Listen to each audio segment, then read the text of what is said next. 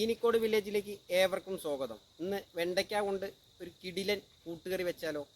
അതിനായി 2.5 കിലോ വെണ്ടയ്ക്ക കഴുകി കട്ട് ചെയ്തെടുത്തിട്ടുണ്ട്.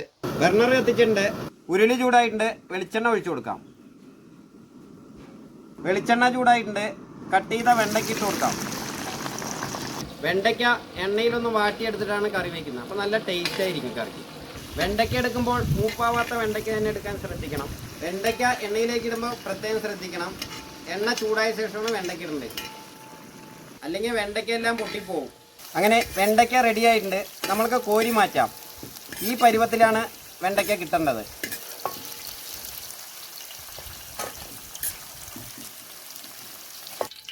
അങ്ങനെ വെണ്ടയ്ക്കയെല്ലാം കോരി മാറ്റിയിട്ടുണ്ട്. അതേ എണ്ണയിലേക്ക് തന്നെ വറ്റൽമുളക് ഇട്ട് കൊടുക്കാം. 2 ടീസ്പൂൺ കടുക്, 2 ടീസ്പൂൺ ഉലുവ, കുറച്ച് ഇഞ്ചി കട്ട് ചെയ്ത്, 1.5 പൂണ്ട് വെളുത്തുള്ളി കട്ട് ചെയ്ത്, 200 ഗ്രാം ചെറിയുള്ളി കട്ട് ചെയ്തത്, 4 തക്കാളി കട്ട് ചെയ്തത്, 10 പച്ചമുളക്, കുറച്ച് വേപ്പില,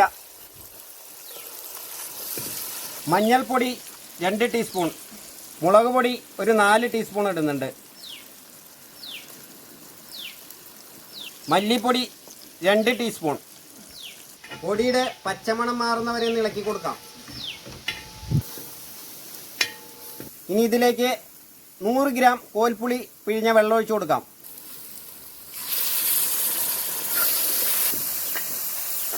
കുറച്ചുകൂടി വെള്ളം ഒഴിച്ചു കൊടുക്കാം.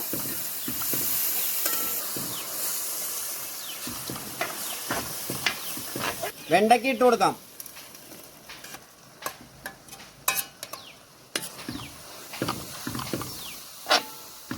നാല് നാളികേരത്തിൻ്റെ പാലൊഴിച്ചു കൊടുക്കാം. കട്ടിപ്പാലാണ് എടുത്തിരിക്കുന്നത്.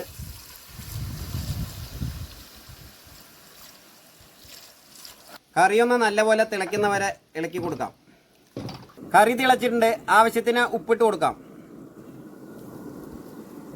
പുളി ബാലൻസ് ചെയ്യാനായി 1 ടീസ്പൂൺ പഞ്ചസാര. അങ്ങനെ നമ്മളുടെ അടിപൊളി വെണ്ടയ്ക്ക കറി റെഡി ആയിട്ടുണ്ട്. ബർണർ ഓഫ് ചെയ്യാം. വീഡിയോ കാണുന്നവർ വീഡിയോ ഇഷ്ടപ്പെട്ടാൽ ലൈക്ക് ചെയ്യുക, കമൻറ്റ് ചെയ്യുക, ഷെയർ ചെയ്യുക, സബ്സ്ക്രൈബ് ചെയ്യുക. അപ്പോൾ അടുത്ത വീഡിയോയിൽ കാണുന്നവരെ ബായ്.